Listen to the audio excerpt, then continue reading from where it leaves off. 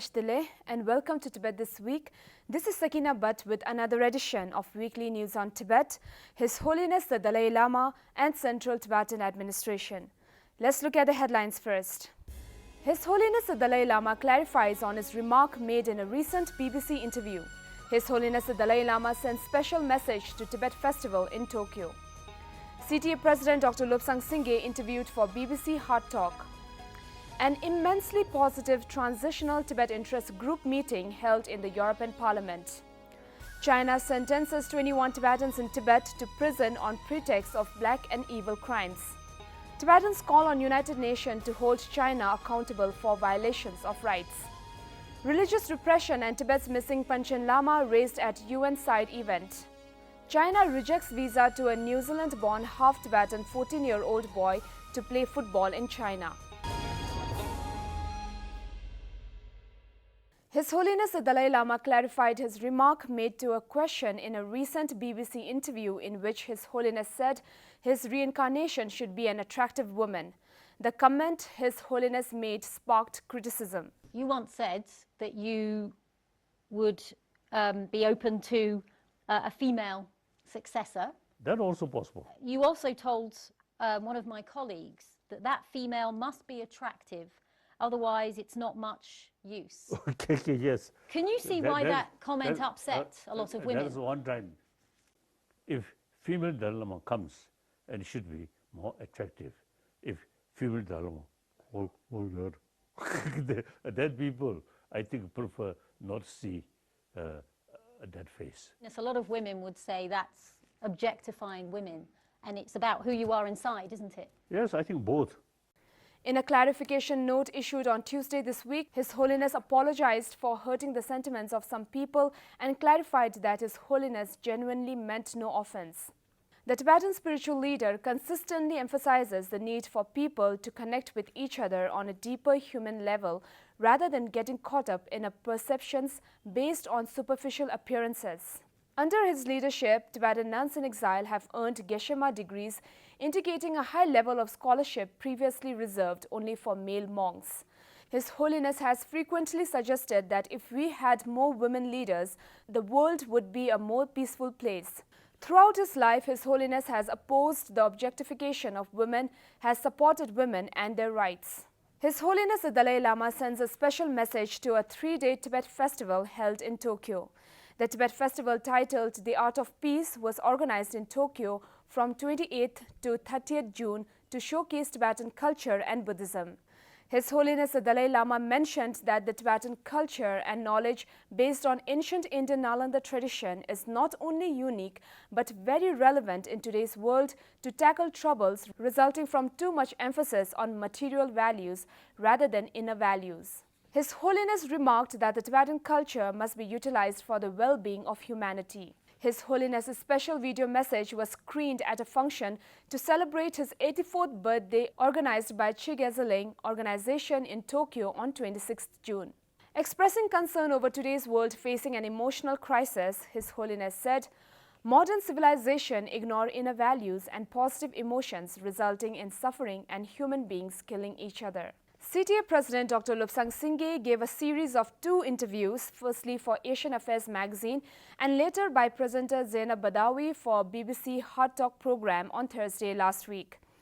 This is the President's second appearance on the BBC Hard Talk program after having debuted on his program in May 2011. The President was subjected to a barrage of grueling questions on various Tibet-related topics. Even India is not supporting you. I mean, Jamestown Foundation Research Analysis Group in the US, Adrian Zen, says India tends to favour relations with China, at least over Tibetan issues in general. Your host nation isn't even backing you. No, I think India has done the most for Tibetan people. Tibet administration is based in India. Tibetan settlement, largest number of Tibetans are in India. Our education, so many things are subsidized and supported by the Indian government by far. They support us the most. But when it comes down to it, it will go with China. That's the point. No, so far not. And for example, India has not signed One China principle in the last few years as part of the agreement. But last year it prohibited a pro-Tibetan rally in Delhi. No, they wouldn't told allow us that. to move, Yeah. under the Chinese pressure, they told us to move Well, exactly. to That's the Dharamsala. point I'm making. Under Chinese pressure, India will On few things, will yes. support but then, Beijing thank in you, your view. India event happened, and we got more coverage because of Chinese pressure. But that's changing. Sering Shakya, a Tibetan academic at the University of the British Columbia in Canada, says India is sensing that Tibet's appeal in the West is declining. That's true, isn't it? And so if it sees there's no concerted international effort on your behalf, it will say, why should we bother? No, I think, he's wrong. But I travel to all the capitals and I do see support. Yesterday only, Honourable Speaker John Barco acknowledged me in the House That's of Commons. British House of Commons, yeah. But yes, and also Japan. Now, 10 years ago, they would not mention Tibet. Now, they have established the largest Tibet support parliamentary group in Japan with 92 members of parliament. In Czech Republic, they have established 51 members Tibet support group parliament, which is largest in Europe. So A transitional Tibet interest group meeting was held in the European Parliament on Wednesday last week. Chaired by members of the European Parliament, Thomas Mann, it was attended by members of the European Parliament, Saba Sagor, assistants, the staff of Office of Tibet, ICT, and 4 new members of the European Parliaments. Saba Sagor, a prominent Tibet supporter, in his last address to the Tibet Interest Group, reiterated his support and availability of his services for Tibet. Though in its very early stage of re-establishment of Tibet Intergroup in the next parliament, the meeting was very encouraging and successful with the earnest and strong commitment from the 4 new members of the European Parliament. China imprisons 21 Tibetans in Tibet on the pretext of black and evil crimes. The sentenced Tibetans were charged with creating hurdles for the government policy, not accepting environmental conservation compensation, and stopping others from receiving it, and negatively influencing the regular working of the village and party committees. They were sentenced to varying prison terms from 2 to 6 years in prison and 5 from 10,000 to 50,000 yuan. China has been misusing and abusing its laws to the detriment of Tibetans who peacefully demand for the rights enshrined in the Chinese constitution.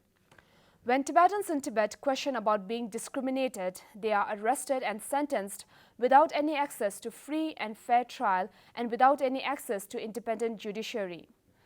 Tibetan community in Switzerland and Liechtenstein organized a demonstration on the sideline of the ongoing 41st session of the UN Human Rights Council in front of Palestine Nation on Friday last week. Tibetans carrying national flags, shouting slogans calling for human rights in Tibet and release of all political prisoners in Tibet, among other slogans, highlighted the deteriorating human rights situation in Tibet. They called upon the UN member states and the UN High Commissioner for Human Rights to hold China accountable for human rights violation in Tibet. Addressing the gathering, Representative Chimi Rinzai briefed about the ongoing Tibet's human rights advocacy efforts in Geneva and called for more of collective efforts and initiatives from all Tibetans in advancing Tibet agenda on the international platform. Religious repression and China's continued abduction on Tibet's 11th Panchen Lama, Gendun Chukyi Nyima, were raised at a side event on Tuesday this week. The event was well attended by the representatives from various permanent missions, non-governmental organizations, and Chinese delegations. Director and spokesperson for Central Association of Panchen Lama, Venerable Lobsang Dorji, said that China's continued abduction of Panchen Gendun Chukyi Nyima is blatant violations of all bills of rights. Despite the international outcry of his well-being and whereabouts to be made publicly known, China refused to divulge a tiniest bit of verifiable information. For 24 years now, the well-being and whereabouts of Panchen Gendun Chukyi Nyima are unknown. Venerable Lobsang also called the UN to press China to give unfettered access to verify the whereabouts and well-being of Panchen Rinpoche, his parents, and Jadil Rinpoche.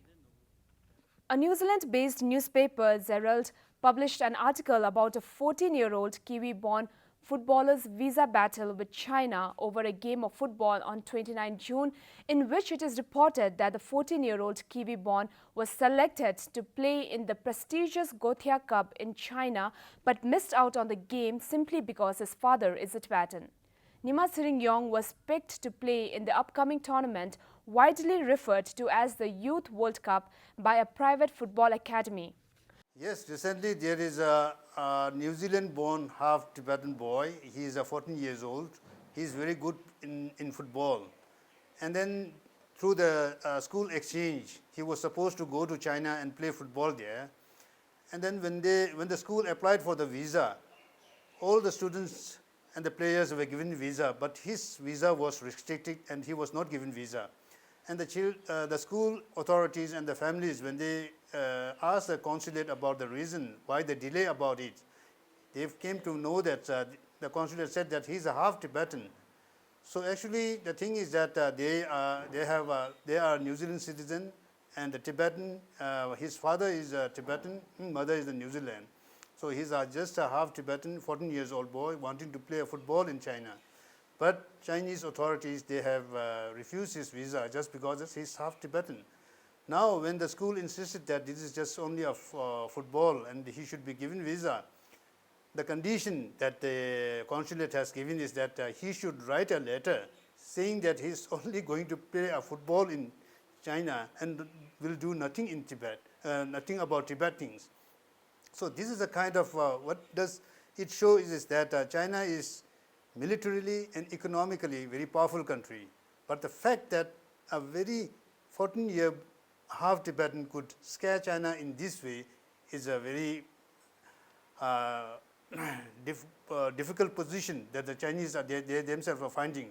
It shows that how Chinese authorities are afraid of the Tibet and the Tibetan issues. So these things, if they are very afraid of a half-Tibetans, of a 14 years boy, then what about a pure Tibetans and a grown-up Tibetans?